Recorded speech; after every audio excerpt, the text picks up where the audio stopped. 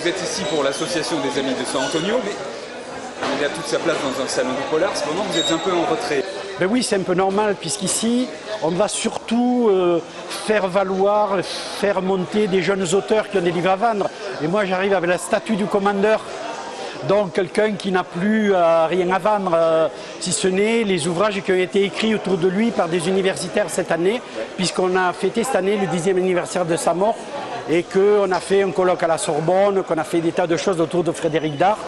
Donc je suis très heureux pour la première fois d'avoir même si la place est modeste, d'avoir toute ma place au milieu des romans policiers, puisque c'est quand même, il a une actualité aujourd'hui, on réédite La Crève au Fleuve Noir, c'est dans toutes les librairies. Il faut absolument avoir lu La Crève, un livre extraordinaire qu'il a écrit en 1946.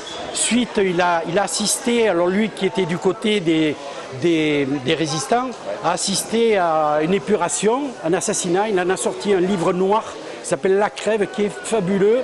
Je le recommande, j'en profite. Je crois que San Antonio restera, on vient de le réaliser, les universitaires sont en train de l'écrire.